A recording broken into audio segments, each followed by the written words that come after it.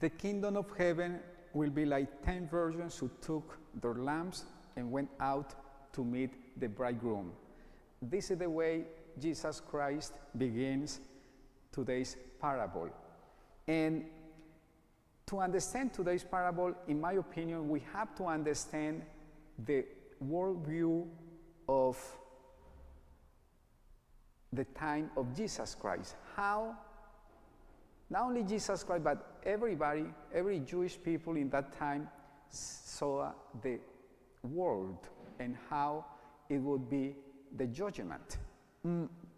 For them, and actually we find that in St. Paul too, it was something that they call the present age, which it was this age, this life, if you want.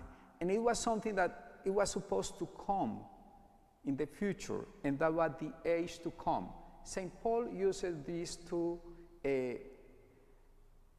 terminologies to talk in his letters.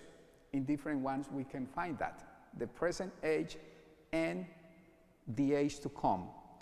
For the New Testament, and this is the key element here, for the New Testament and for the theology of the New Testament, the age to come has already begun with the death and the resurrection of Jesus Christ, which means we can taste in this present age the age to come. But, and this is a huge but here, the complete fulfillment of this age to come is going to happen in the future. We only have, and we only can have here in this present age, a taste, a foretaste, if you want, of that age to come. And that age to come is going to be the new heavens. We can find that in the book of Revelations. Actually, we find that in the Old Testament too. The prophet Isaiah, Jeremiah, they talk about the new age, the new heavens, the new creation. That age to come is described sometimes in the Bible and in the New Testament as a new creation, a new heavens. That is going to come and is going to be experienced by all of us after this present age passes away. Okay? We have to understand that. Now, the parable teaches us three things. The first one, we can see it, but we can find it, that teaching too, in the previous chapter of the book of the Gospel of St. Matthew. We are in chapter 25, and we can find that in the teaching in chapter 24. I'm going to read and this is the first teaching, what Matthew 24, verse 36 says. When people ask Jesus Christ when that is going to happen, that passing from the present age to the age to come, when that is going to happen, Jesus says, but of that day and hour no one knows, not even the angels of heaven, nor the Son, but the Father alone. That's the first teaching. We don't know when that is going to happen. And that is a key element to understand today's gospel. Because we don't know, nobody knows when that is going to happen, we have to be prepared, ready, alert. And now we can understand better the gospel actually. We have 20 ladies divided in two groups. 10 of them were prudent and 10 of them imprudent. The gospel says wise and foolish. I said prudent and imprudent. 10 of them were ready and 10 of them were not ready. 10 of them were prepared, and 10 unprepared. And this is the whole, actually, I said 3 teaching. So now I'm talking about the 2 others. The first one is nobody knows. Nobody knows when that is going to happen. So the second teaching, actually the 2 other teaching is there are 2 ways to be in front of that day. One ready and the other not ready. One prepared and the other unprepared. The 10 or the 20, the 2 groups of these 10 virgins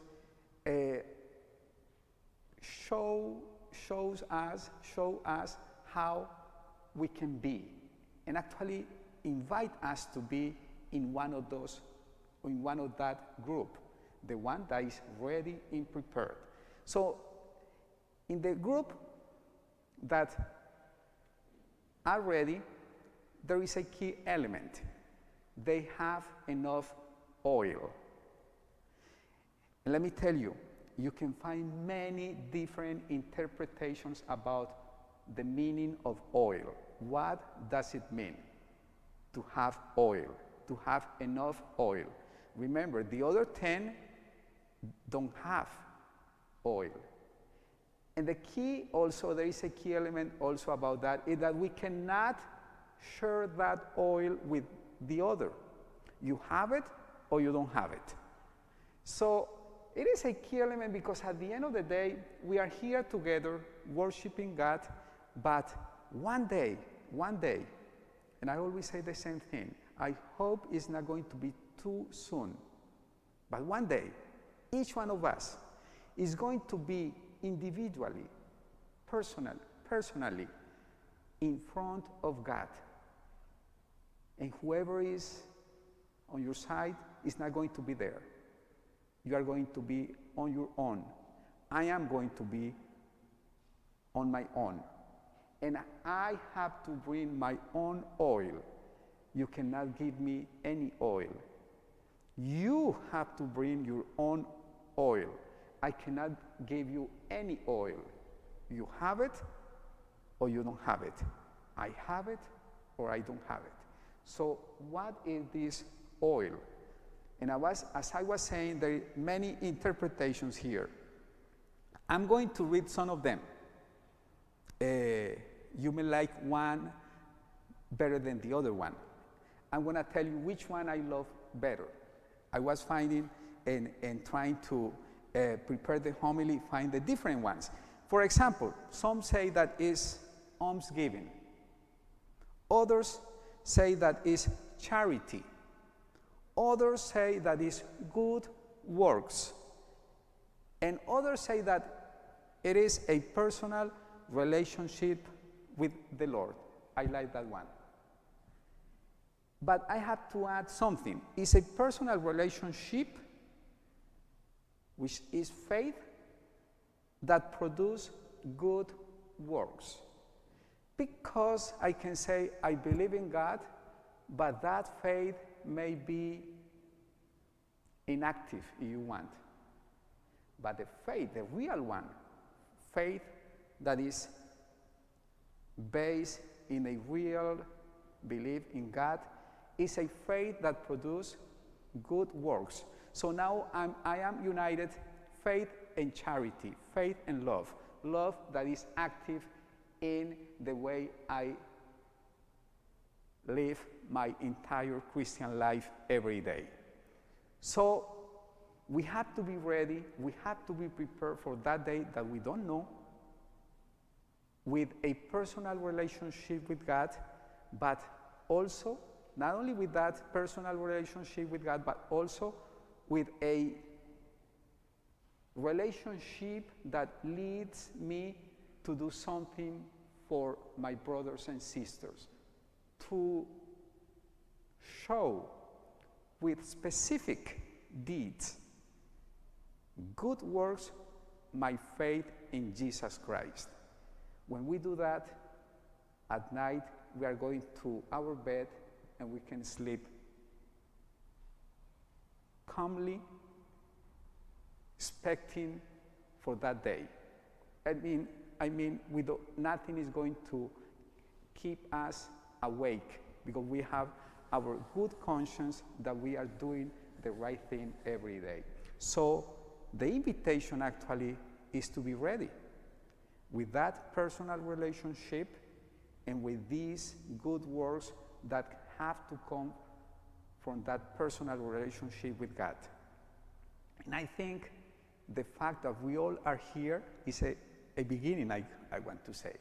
We all are trying to have that personal relationship with God, but we have to go a little bit further, if you want, and do good works every day. So I want to invite all of you, and this is the end of my homily, to keep that in mind, how we have to do good things every day. Good works is not only kindly things for our brothers and sisters, it's also the discipline to follow Jesus Christ every day. The disposition to do God's will every day, and to keep in that task every day and not give up in that discipleship. So let us pray today that we may be able to do that in our Christian life, and that we may be able to be ready when Jesus Christ comes to judge us, when Jesus Christ comes to tell us that our time to go from the present age to the age to come is there, and that we may be ready for that moment. Please stand. I believe in one God, the Father Almighty,